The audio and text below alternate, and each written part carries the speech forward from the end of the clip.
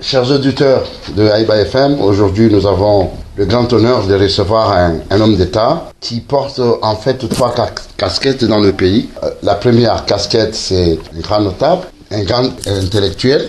Il a été ministre des Affaires étrangères et aujourd'hui il est dans un mouvement qui cherche à la problématique de nos institutions à travers ce que nous sommes convenus d'appeler les assises. Il s'agit en l'occurrence de M. Saïd Mohamed Sagaf. Les questions aujourd'hui vont tourner autour de ces trois casquettes parce qu'il peut à la fois agir en tant que notable, peut à la fois intervenir en tant qu'intellectuel et ancien ministre, donc sur le plan politique, et puis également dans ce mouvement dont la plupart de nos aînés qui nous ont précédés agissent dans ce sens, dans le sens de poser la problématique de nos institutions actuelles à travers les assises.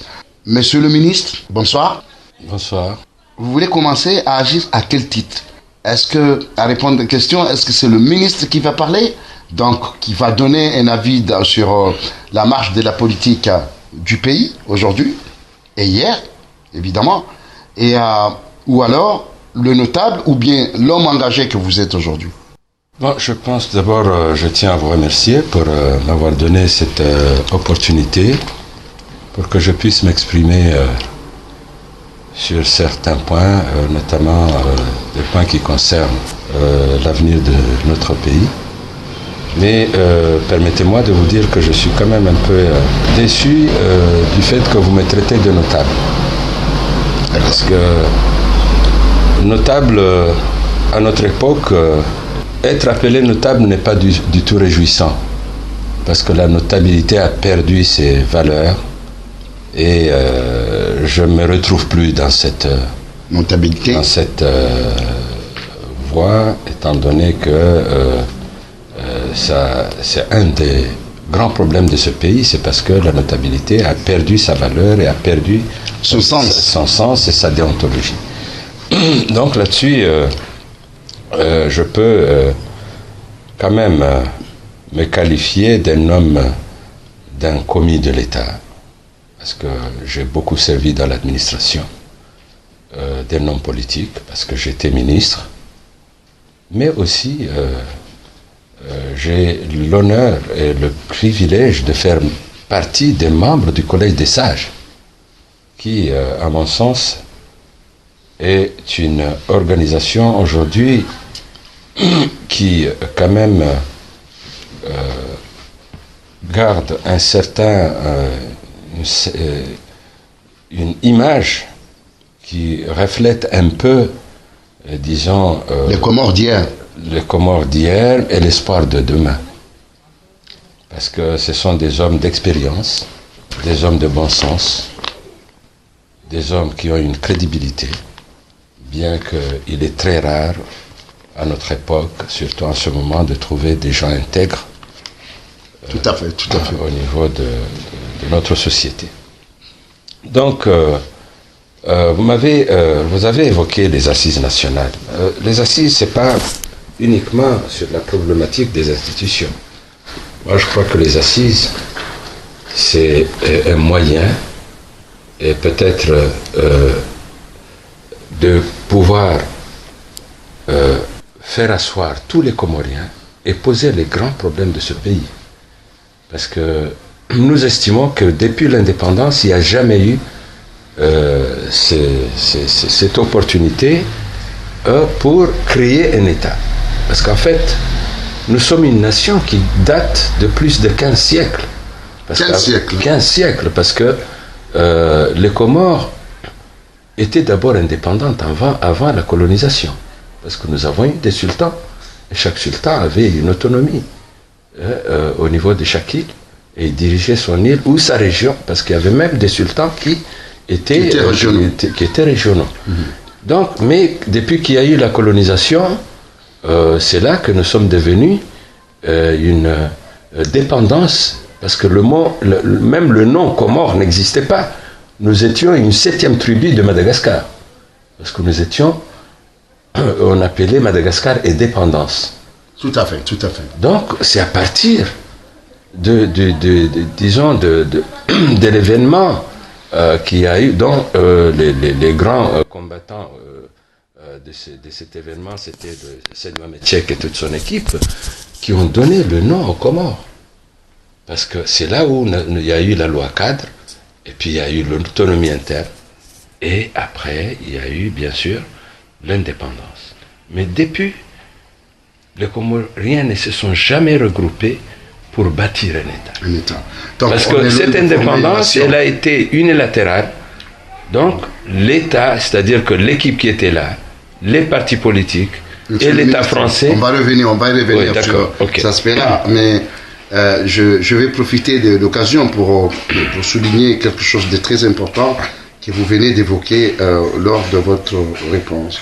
Et vous dites, vous représentez l'avenir, mais je suis un peu surpris parce que la moyenne d'âge de ceux qui se battent aujourd'hui dans ce combat d'assises, il est entre 70, voire même au-delà. Comment vous pouvez représenter l'avenir à cet âge-là? C'est-à-dire que l'avenir, moi je ne parle pas sur l'âge ou sur les personnes, c'est ce qui ressort du Collège des Sages. Tout à fait. C'est-à-dire que tout ce qui est issu des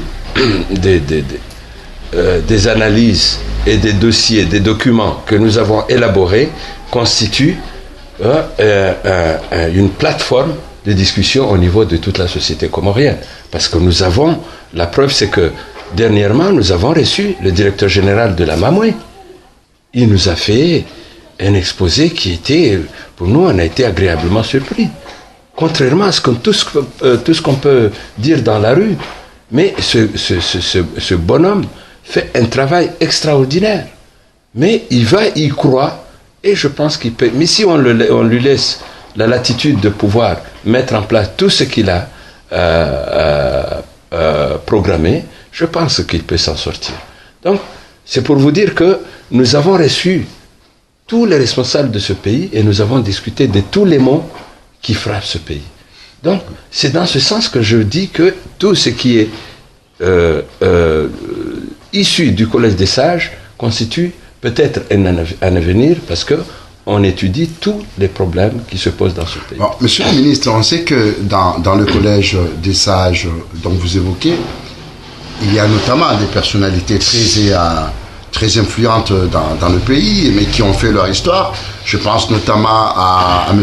Bazé Ali Salim, qui fut même à un certain moment président par intérim lors du régime de Feu Abdallah. Je pense notamment à M. Seyd Hassan, le docteur Mourtar, et j'en oublie pas les autres, mais je ne peux pas les citer tous. Bon, je dois quand même rectifier parce que les personnes que vous venez de citer, oui, ce sont des sympathisants du Collège des Sages. Ce sont des sympathisants. Mais pour nous, on les appelle les dignitaires. Les dignitaires. Mais ils ne sont pas, des membres entiers, mais membres.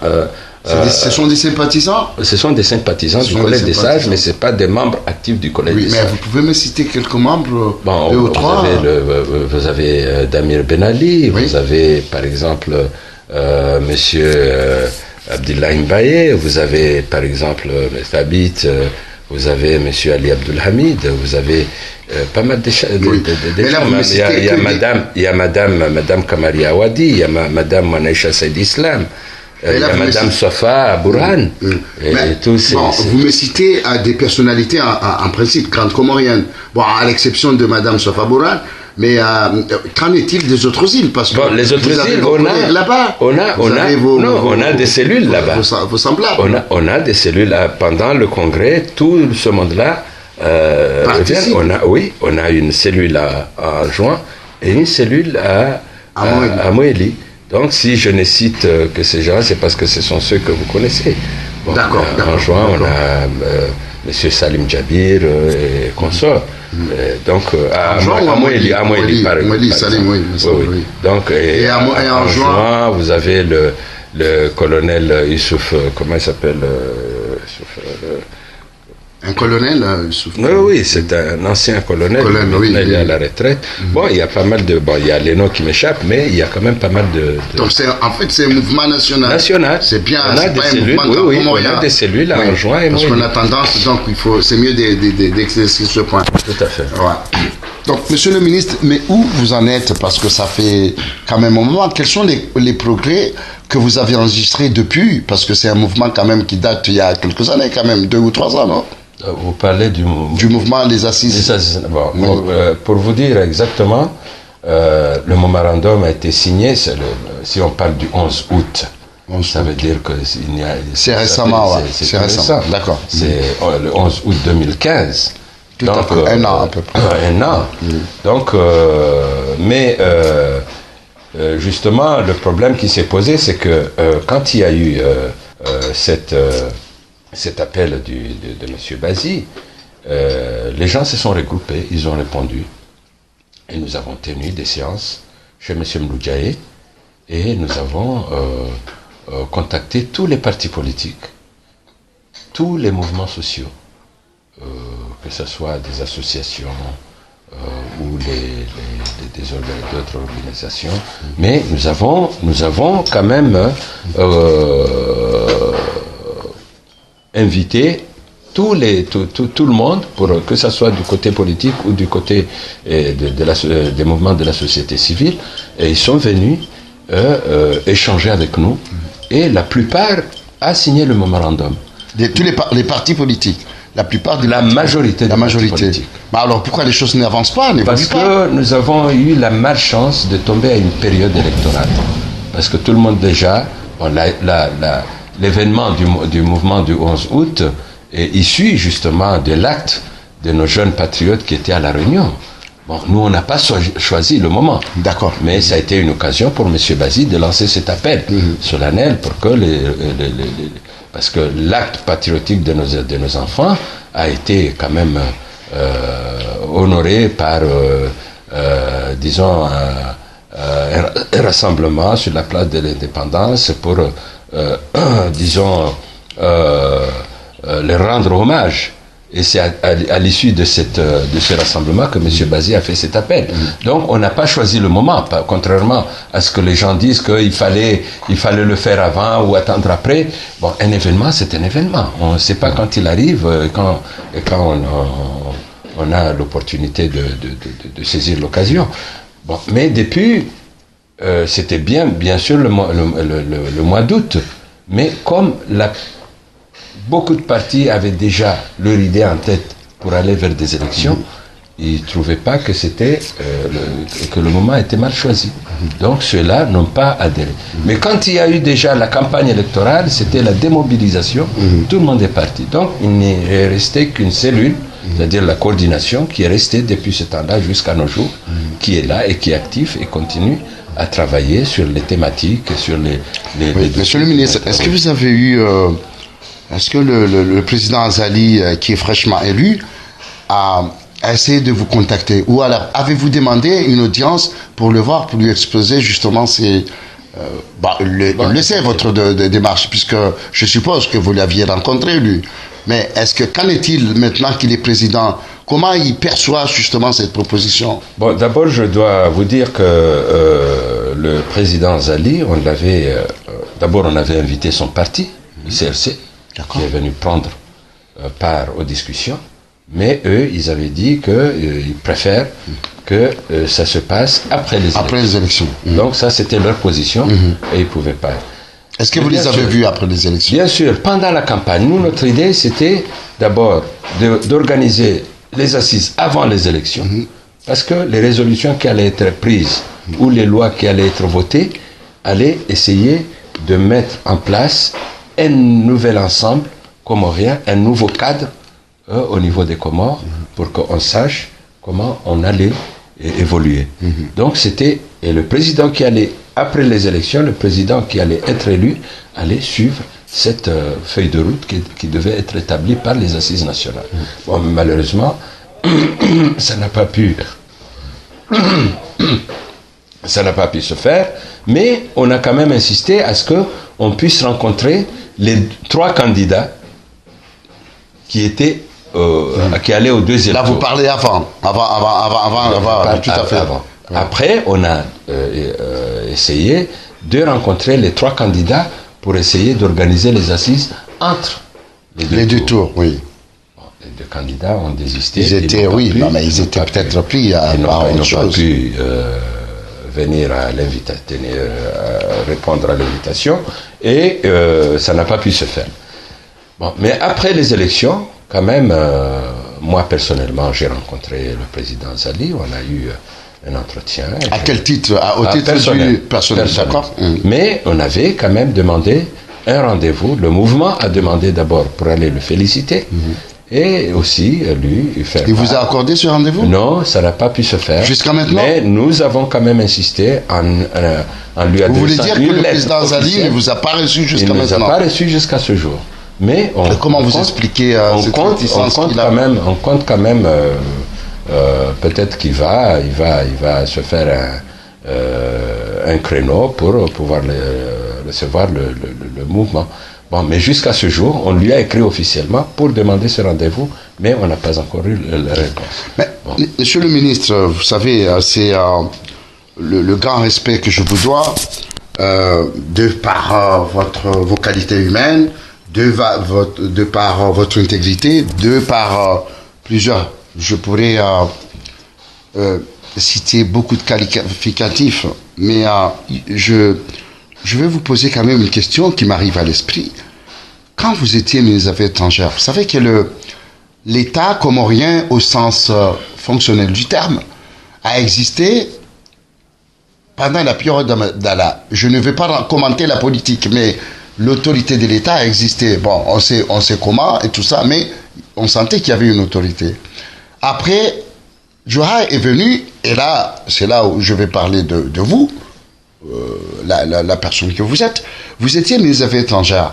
Vous aviez, de part, parce que vous étiez un peu plus jeune que maintenant,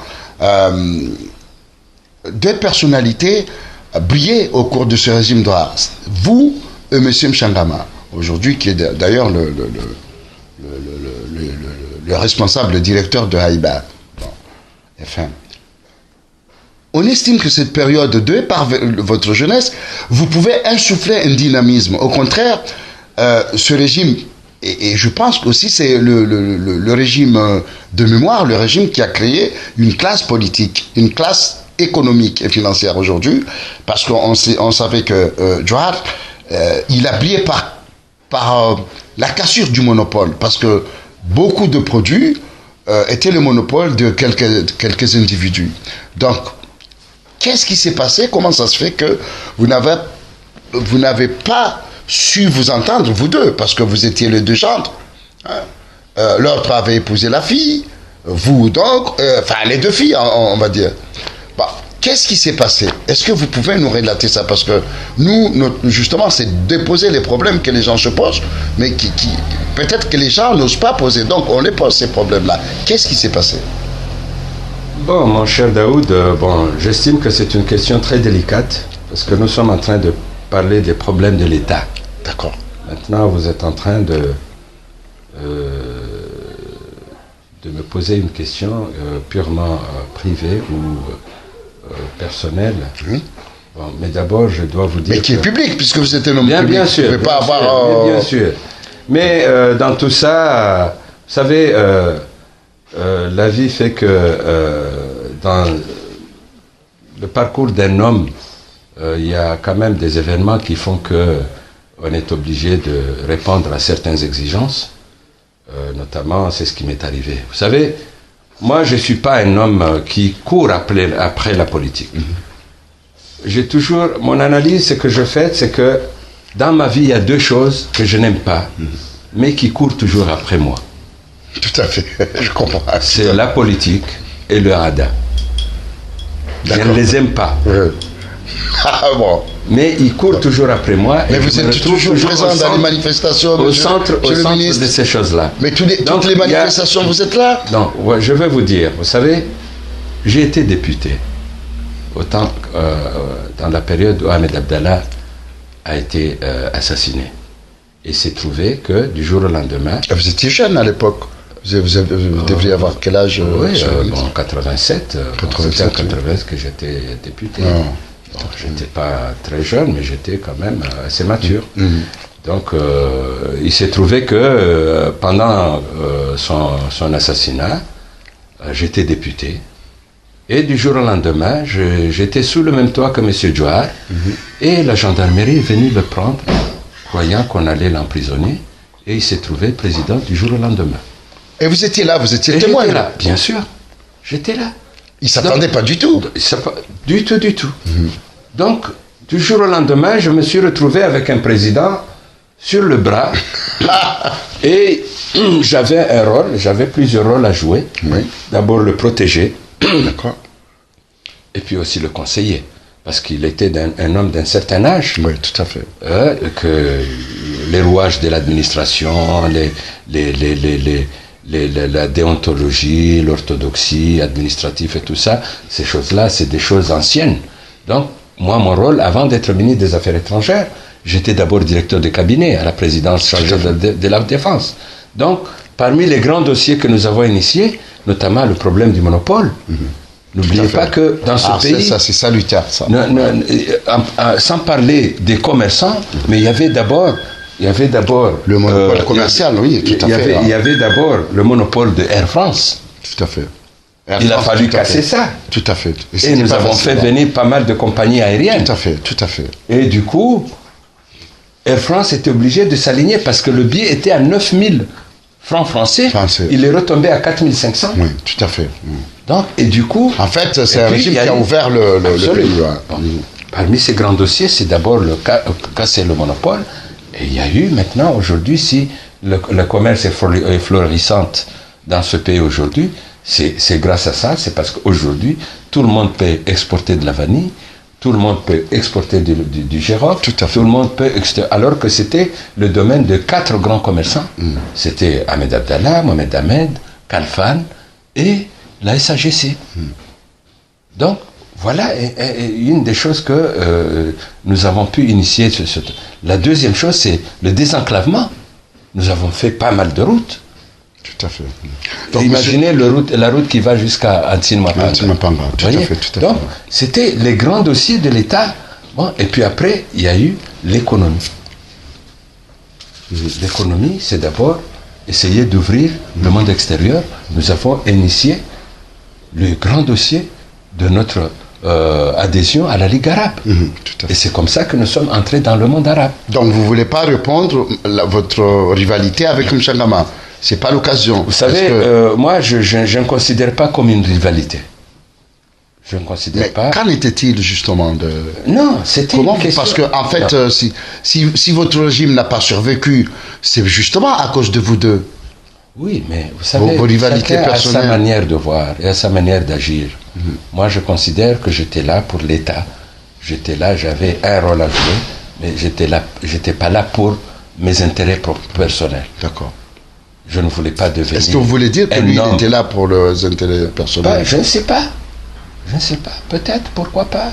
S'il avait ça dans son esprit, ça c'est... Je ne peux pas l'accuser de quoi que ce soit. Mais en tout cas, moi, ce que je vous dis, j'étais là aux premières heures de Djouar. Et j'avais ce rôle-là. Tout à fait. J'avais ce rôle-là, le rôle de le protéger et le rôle de le conseiller pour que l'État puisse avoir un nouvel esprit. Monsieur le ministre. Donc, pour continuer, c'est que nous avons entrepris, nous sommes allés jusqu'au bout. Après toutes les péripéties qu'il y a eu, mais nous croyons. Donc, moi-même, j'étais victime de beaucoup de machinations. Tout à fait. Mais je ne pouvais pas répondre à quoi que ce soit sur cette question-là. J'avais toujours mon esprit de protecteur, mon esprit de conseiller et mon esprit de faire progresser l'État. Voilà. Mais, monsieur le ministre, bon, maintenant on va un peu, parce que c'est une rencontre très importante, parce que vous êtes qualifié pour parler de beaucoup de domaines.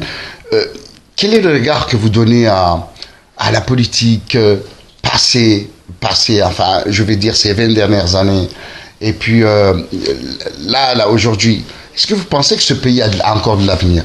Est-ce que la jeunesse comorienne peut encore croire à ce pays, étant donné ce qui se passe? Vous savez, moi, je suis de nature optimiste. Vous savez, je ne suis pas de l'adage que l'espoir fait vivre les imbéciles. Moi, j'estime que le passé dont vous êtes en train d'évoquer devait être une grande leçon pour nous, pour tous. Malheureusement, ce n'est pas le cas, bon. Monsieur le ministre. C'est-à-dire qu'ici, tout est falsifié. Tout est faux aujourd'hui ici. Tout est falsifié, même la réalité.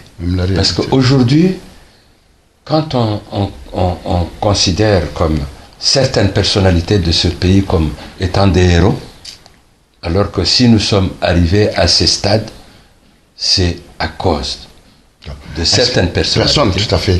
Qui sont... donc, ça devait être une leçon.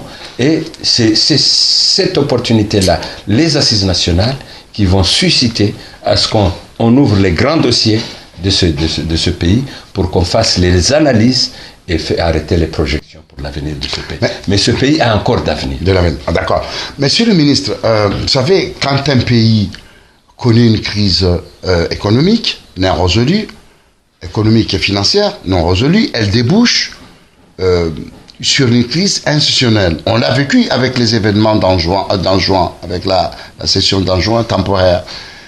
Les deux non couplés peuvent entraînent automatiquement une crise morale. Nous y sommes déjà dans une crise morale parce que c'est un pays qui perd tout repère. On n'a pas de repère. On ne sait pas si on est malgache, ni on ne sait pas si on est français, on ne sait pas si on est africain, on n'a pas de repère. Le peuple c'est-à-dire ce pays, est sans repère aujourd'hui. Compte tenu, vous savez ce qui se passe, je fais allusion à cette prostitution généralisée qui est dans le pays, qui enfreint justement à nos coutumes, à nos religions. Il n'y a pas de repère aujourd'hui. Là, je vais justement, parce que je souhaite deux réponses. Parce que vous avez deux casquettes là. Vous êtes un homme, je ne sais pas qualifié, de religieux, ou bien profondément croyant. Vous êtes un musulman profondément croyant, ce qui est rare dans ce pays. Et parce que justement, cette crise morale a grignoté tous nos repères, tous nos repères. Nos valeurs. Donc, mais vous ne dites rien, curieusement. Vous les hommes religieux, ou bien ceux qui sont censés nous éclairer, mais vous ne dites rien. Mais vous voyez tout ça que la société perd ses repères, et vous ne dites rien, parce que certains d'entre vous, vous m'excusez, mais c'est la réalité, certains d'entre vous, par des calculs parfois personnels, pour avoir des petits services par-ci par-là, auprès des gouvernements successifs ou des présidents successifs, ferment les yeux. Et vous êtes quand même quelque part responsable. Je vais vous dire une chose. Dans ce pays, est-ce qu'à votre avis, excusez-moi, est-ce qu'à votre avis, vous estimez qu'il y a une volonté dans ce pays de vouloir changer ce pays? Non. Vous êtes bien d'accord avec moi? Ah non, il n'y a pas de volonté. Il n'y a ni volonté politique, ni volonté religieuse de faire progresser les choses dans ce pays. Dans quelle société nous sommes alors? Moi, je vous dis, moi, je ne suis pas parti des grands oulémas de ce pays. Et je ne peux pas prétendre. Mais moi, je suis persuadé que vous êtes profondément croyant de par votre comportement. Je suis croyant. Ce qui est rare actuellement. Dieu merci, je suis croyant. Je présume. Mais c'est pas moi d'apprécier, mais je pense. J'estime que ce sujet-là doit faire partie des assises. Pour qu'on s'adresse à nos ulémas, pour qu'on s'adresse à nos politiques, pour qu'on s'adresse à nos cadres, pour qu'on s'adresse à nos notables. Voilà les couches sociales qui doivent être touchées pour qu'on règle le problème de ce pays. Vous savez, ça, monsieur le ministre, vous n'avez pas besoin du gouvernement pour ça. On peut également vous pouvez sillonner le pays et tout ça. Mais Daoud, si on fait les analyses, on arrête des recommandations, qui va les mettre en route? Qui va les réglementer? Qui va les réglementer? Parce qu'il faut que ça soit réglementé. Parce que c'est des choses qui peuvent aller peut-être jusqu'à toucher la Constitution. Tout à fait. Donc, si l'État n'est pas partie prenante dans cette action, on peut aboutir. Mais monsieur le ministre, vous savez bien qu'il n'y a pas d'État. Il y a des jouisseurs. Je l'ai dit avant vous. On doit le bâtir. Je vous parlais d'une nation, oui, je vous dis qu'il n'y a pas un État et nous devons le bâtir. Vous savez? Donc, si aujourd'hui, Vous dites qu'on n'en parle pas. Si, on en parle. Mais dans quel milieu?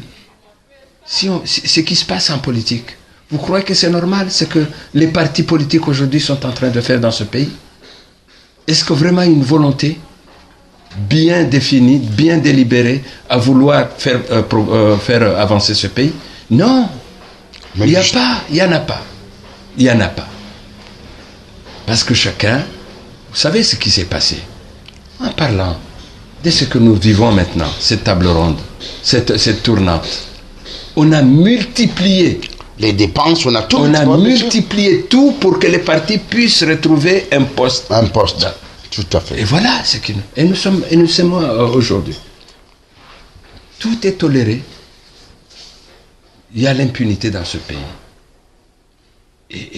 Mais si on en parle, mais il faut qu'il y ait des mesures. Mais monsieur le ministre, il ne faut pas s'attendre à un miracle, parce que quand vous savez que dans notre administration, dans la haute administration, ce qu'on vous demande, c'est d'essayer de persuader tous les Comoriens d'accepter que notre salut est là, les assises nationales. C'est ce que nous espérons. Vous croyez que moi, à mon âge, qu'est-ce que j'ai besoin maintenant, avec le peu de vie qui me reste? Qu'est-ce que j'ai besoin comme objectif maintenant? C'est d'assurer un héritage. Un héritage, tout à fait. À mes petits-enfants, même pas mes enfants, à mes petits-enfants. Enfants, tout à fait. Je pense que la génération de vos enfants est sacrifiée. C'est une question sacrifiée. Tout à fait, tout à fait. Tout à fait. Donc, c'est ça notre objectif. Mais vous croyez qu'aujourd'hui, on a besoin, M. Bazi a besoin d'un poste politique? Il a besoin d'être ministre ou d'être président? Non, pas. Mais non. Est-ce que moi, j'ai besoin d'être ministre pour pouvoir faire? Non. J'en ai pas besoin. Même si on me donnait le pesant de mon pesant en or, je n'accepterai pas. Je n'accepterai, sauf une condition, que les assises tiennent, qu'on mette en place une équipe qui va se sacrifier pour redresser ce pays. Vous voulez donc dire qu'une équipe, mais vous avez quand même des gens élus. Qu'est-ce que vous comptez en faire de ces gens-là qui sont élus? Est-ce que vous estimez que nos élus aujourd'hui répondent aux besoins de ce pays? Non, je suis d'accord avec vous, c'est ça. C'est l'œuvre des politiciens. C'est l'œuvre des partis politiques. Monsieur le ministre, c'est un problème de rapport de force. Créer le rapport de force au sein du pays. C'est pour ça que nous sommes là. Peut-être, justement. C'est pour ça que nous persévérons jusqu'aujourd'hui. Sinon, on serait déjà parti. Mais parce que tout le monde, c'était la débandade pendant les élections. Parce que là, si ça continue... Et pourtant, nous, on a tenu, on résiste, on est encore là, et on y croit. Mais, monsieur le ministre, vous êtes responsable quelque part.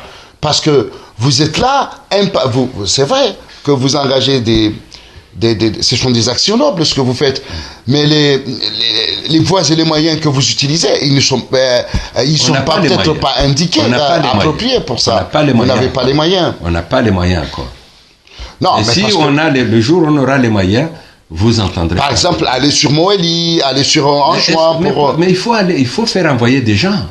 Est-ce que vous, donc c'est un problème de moyens. Est-ce que vous réalisez, depuis 1 an et demi, on n'a jamais eu aucun soutien. Nous sommes là, nous avons un local que nous payons. Nous avions un secrétariat. Nous avons des documents à faire. Nous avons fait des sorties pédagogiques dans les régions. Nous sommes allés à Kwambani. Nous avons fait un grand meeting à Bajanani. Nous sommes allés à Ouela. Nous devons aller à Ouziwani. Mais vous n'êtes pas allé à Anjouan. Vous n'êtes pas allé à Moëli. Il y a eu une mission qui est partie à Anjouan, rencontrer des gens, et à Moëli. Il y a eu 2 ou 3 missions.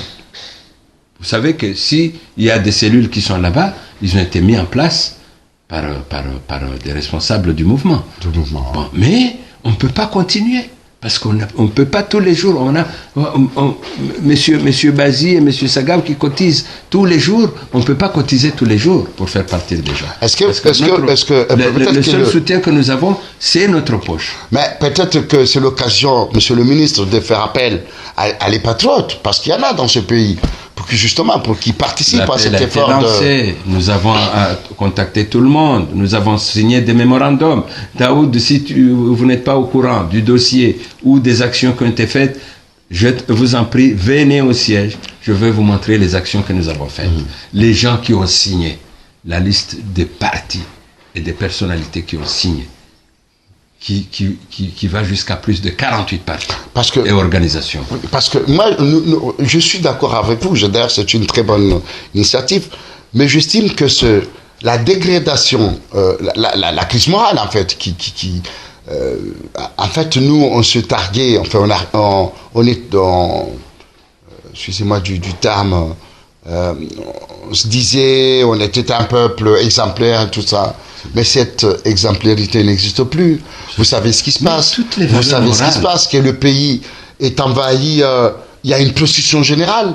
Il y a une corruption généralisée. C'est une société assise sur un enfer. Et comment ça se fait que les hommes religieux ne disent rien? Pourquoi ces religieux ne disent rien?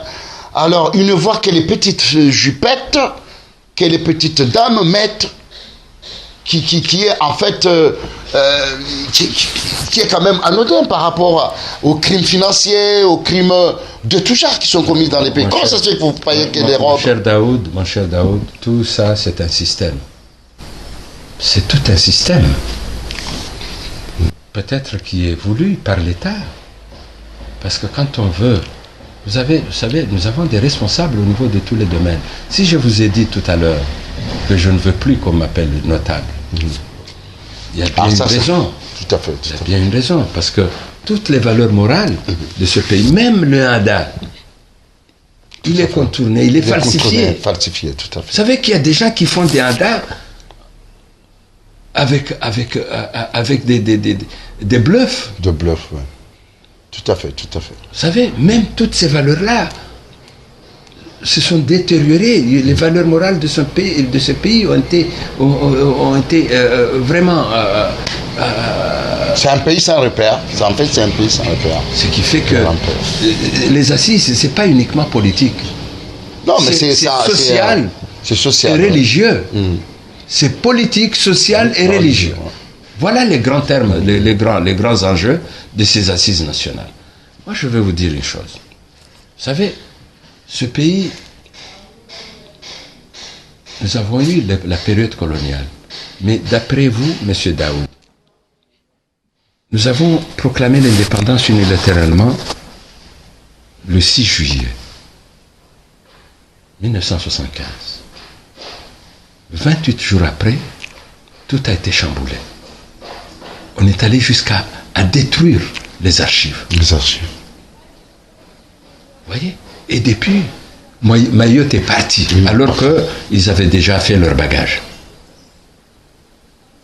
Est-ce que, à votre avis, est-ce que tout n'est pas partir de là? Tout est... Ah oui, tout est... Mais c'est sûr que tout... On a eu un mauvais départ. Un mauvais départ, oui. Et c'est ce qui nous a amenés à ce stade-là. Parce que même, n'oubliez pas que ce régime-là a saccagé la religion, a sorti nos filles dehors. Mais curieusement, monsieur le ministre, c'est ce régime dont on se rappelle aujourd'hui. Le régime que vous condamnez aujourd'hui, c'est le régime qui est resté dans la mémoire collective aujourd'hui, le régime d'Ali Soali. Comment vous expliquez ça? Ça, il y a une réflexion à faire là-dessus. Il faut qu'elle soit commune, qu'on fasse les analyses et qu'on tire les conséquences, parce qu'on ne voit que le côté effervescence du régime. Non, mais parce que justement, quand on retient ce que la mémoire collective retient, c'est justement ce régime-là. C'est qui est très curieux, parce qu'on sait que c'est un régime qui a été banni, qui a fait pas mal de choses, mais aujourd'hui, c'est le régime que la conscience collective retient. Absolument. Comment vous expliquez ça? J'explique ça. Comment vous expliquez que nous sommes... C'est parce qu'aujourd'hui, on veut tout falsifier. On veut tout falsifier. On ne veut pas ressortir la réalité de ce pays, alors que c'est ce qu'on devait faire pour arrêter pour rectifier toutes les erreurs qui ont été faites dans ce pays. Ben, est-ce que personne ne veut accepter. Est-ce que, monsieur le ministre, est-ce que de ce régime d'Ali Soali, il ne faut pas voir deux visions? D'un côté, le côté organisationnel, je pense que c'est de ce côté-là qu'on s'en souvient, parce que il y avait quand même un projet politique. Car depuis, il n'y en a pas eu en réalité de projet politique. C'est pour cela qu'on retient celui-ci de projet politique. J'ai l'impression que vous ne suivez pas l'évolution au niveau mondial. tout le régime communiste, tous les régimes progressistes. Tout à fait, mais à l'époque, moi je place le régime dans le contexte historique. L'apparition d'Ali Chari, c'était avant la dislocation des blocs. Nos valeurs ont commencé à être bafouées à partir de ce régime-là. De ce régime-là. Vous ne préparez pas le régime d'Ali Chari par rapport à ce qui se passe depuis 20 ans. La procession généralisée, tout ce qui est un frein à la religion, tout une société où, si on est... c'est une société pourrie dans laquelle nous vivons, monsieur le ministre. Mais il n'y a pas de comparaison. Est-ce que vous savez qu'il y a des familles qui vendent leurs enfants pour avoir à manger? Vous le savez ça. Et vous ne dites rien. Comment on dit rien? Justement, vous ne dites rien parce que les religions... Nous sommes tous responsables. Oui, tout à fait. Nous sommes tous. Mais vous êtes les premiers responsables. Vous êtes un responsable au niveau du village de Mkazi. Tout à fait, monsieur le ministre. Mais donc, moi, quand j'ai l'occasion, je le dis. Mais je ne peux pas l'arrêter. C'est l'État qui a le bras pour arrêter. Moi, je le dis. Et mon rôle s'arrête là. Mais, monsieur le ministre, vous cantez vos amis. C'est l'État qui a le bras et qui doit. Monsieur le ministre, les amis que vous êtes ensemble, je ne parle pas des politiques, mais les religieux que vous voyez tout le temps, vous le savez très bien, eux le savent. Ils le savent, la crise morale qui se vit dans le pays. Ils le savent qu'il y a des familles qui envoient leurs filles pour avoir à manger. Oui. Ils le savent qu'il y a des familles qui envoient leurs filles pour aller chercher les frais scolaires. Ils le savent, tout ça. Ils savent que nos gouvernants volent tous les jours en masse de fortune. Vous ne dites rien. Comment on dit rien? Mais vous ne dites rien. Même les journaux le disent. Les journaux, c'est les journaux. C'est-à-dire que ça, c'est l'intellectuel. Mais vous êtes les garanties, justement, de... Ils prennent ce que disent la population. Donc, la population, que ce soit au niveau des ulémas. Et vous avez une responsabilité morale, monsieur le ministre. Est-ce que vous avez l'occasion d'aller à des manifestations religieuses? Parce que oui, moi, je fais tout à fait. Oui, tout à fait. Et on en parle. Moi, je vois des articles, je lis tous les journées, je vois des articles. Moi, il y a des choses que je venais de découvrir, que dans nos régions, il y a des femmes qui vendent de la drogue. Oui, tout à fait. Dans cette région-là. Dans cette région. Dans cette région-là. Vous venez de découvrir. Je l'ai appris par les journaux. Mais l'État, qu'est-ce qu'il fait? C'est l'État qui doit instaurer, par ses moyens et par ses méthodes, utiliser les oulémas. Mais aujourd'hui, je ne pourrais pas aller à Madjadjou. Est-ce que vous estimez qu'il y a des oulémas, monsieur le ministre? Vraiment? Au sens, vous savez, les ulémas de nos ancêtres. Dans ce pays, tout le monde est corrompu. Même les ulémas. D'accord. Nous avons vécu une campagne électorale. Vous avez vu le rôle que les ulémas ont joué. Il n'y a rien à cacher. Autrement dit, on n'a pas d'ulama au sens spirituel du terme. Vous savez, l'ulama, quand il parle de religion, tu prends ce qu'il prend, tu prends ce qu'il dit, mais n'applique jamais ce qu'il fait. Laisse l'homme et prends les paroles bibliques, coraniques, oui. Et les paroles de la sunna. Le reste ne regarde pas l'homme. Ne te soucie pas des actions. Vous voulez dire qu'on n'a pas des ulamas exemplaires aujourd'hui? Très peu. Alors, comment voulez-vous que ça fonctionne dans nos sociétés? Vous pouvez qualifier aujourd'hui nos ulémas qui sont partis à l'ambassade de France faire le foutour à l'ambassadeur qui n'a pas fait le ramadan. Mais c'est peut-être moyennant un visa, non? Non, je n'en sais rien. Je ne peux pas lire ce qu'ils avaient dans leur tête en faisant cet acte-là. C'est du jamais vu.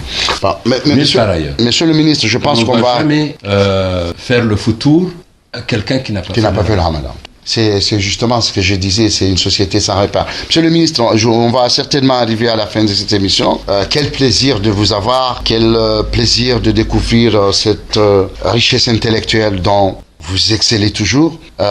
Maintenant, quel est le message que vous voulez passer à la société, aux dirigeants surtout? Vous savez, j'ai deux messages. D'abord un message religieux et un message politique. Bon, le message religieux, c'est que nous sommes tous responsables devant Dieu. On doit rendre compte demain. Quels que soient nos actes et quelles que soient nos pensées. Donc, je demande à nos responsables, que ce soit politique ou religieux, de tenir compte Ça, c'est une responsabilité individuelle et collective. De tenir compte de ça. Parce que tout ce que nous faisons, si vous avez une arrière-pensée, vous serez jugé à cause de ça. Tout à fait. La deuxième chose, c'est le message politique. Comme mettre fin, parce qu'il est temps qu'on arrête toute cette mascarade politique, que ce soit au niveau des partis, que ce soit au niveau des gouvernements, pour qu'enfin on puisse s'asseoir et décider l'avenir de ce pays. Il se trouve qu'en ce moment, il y a un mot à la mode ici, chiite et sunnite. Quel est votre avis sur ça? Chiite, sunnite. Dans le passé, ça n'existe pas, ça. Vous savez, il y a 20 ans, on n'avait pas ces problèmes. Vous savez, comment vous expliquez ce sont les méfaits de la politique, encore. D'accord. Parce que si on est la religion tend à être politisée. Et vous savez, il n'y a pas de chiite ici. Peut-être il y a 2 ou 3 éléments, joint, ou un ici ou un joint. Mais en réalité, c'est des gens qui sont corrompus. C'est la corruption qui fait ce travail. C'est la misère qui grignote sur la religion, sur la conscience religieuse. C'est toujours la corruption qui fait ce travail. C'est cette corruption qui gangrène tous les domaines de la société, que ce soit politique y compris religieux. Parce que même au niveau des sunnites, il y a des gens qui font des actes pour gagner des choses. Pour gagner quelque chose. Donc, si on doit tenir compte de ces choses-là, il faudrait vraiment rectifier. Mais vous êtes un homme seul, M. Segaf. Cette approche, peut-être que vous êtes pas une dizaine. Peut-être qu'il y a une majorité silencieuse qui ne se prononce pas. Vous savez, les gens qui ont les grandes gueules ici, ils ne sont pas nombreux. Mais la majorité silencieuse, elle existe, elle est là. Un jour, peut-être, c'est elle qui va réagir. Et nous préférons que les assises soient organisées par l'État, mais que ce ne soit pas la rue qui l'organise. Parce que ce sera un printemps comorien. Ouais, tout à fait. Ce sera le printemps comorien. J'ai bien noté, le printemps comorien. Ah oui, il faut que les gens réalisent que ce que nous entreprenons maintenant est salutaire. Et ça peut arranger tout le monde, que ce soit le pouvoir ou l'opposition. Est-ce que c'est un message que vous envoyez au gouvernement? Absolument. Ça aussi, peut-être c'est le dernier message. D'accord. Que on se mette d'accord que si ces assises-là se font par la rue, ce sera très grave. Très grave. Donc, je fais appel à tous les responsables de ce pays, que ce soit le pouvoir ou l'opposition ou les religieux, d'accepter à ce qu'on organise ces assises. Et assurer la destinée de ce pays. Parce que nous avons le devoir de redresser ce pays et d'en faire un joyau pour que nos petits-enfants puissent en bénéficier. Je vous remercie, Monsieur le ministre. Je pense que j'ai eu à faire des émissions, mais celle-là, elle était particulièrement d'abord enrichissante sur le plan historique, et puis d'une profondeur sincère. Et je suis quand même déçu que vous n'ayez pas posé la question avec Mchangama, mais ça, j'en aurai jamais la réponse. Chers auditeurs, voilà, nous venons de finir notre entretien avec le brillant, l'éminent Mohamed Segaf, un homme d'une intégrité rare pour les Comores. Merci, Monsieur le ministre, de nous avoir accepté cette invitation. Et la prochaine fois, on fera l'autre émission en comorien, en langue nationale. Le temps nous est imparti aujourd'hui. Chers auditeurs, à bientôt, à lundi prochain. Et Daoud, ça a été un réel plaisir pour moi aussi, parce que des occasions comme ça, je ne les ai pas. Peut-être ça a été pour moi une nouvelle expérience pour que je puisse m'exprimer sur le passé et l'avenir de ce pays.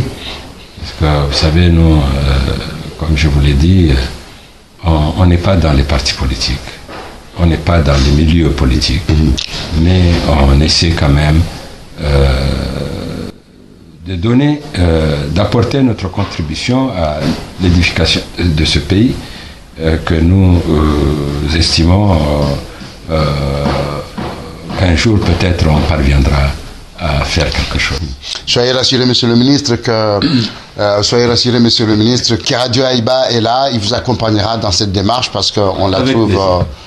Avec plaisir. Merci, monsieur le ministre.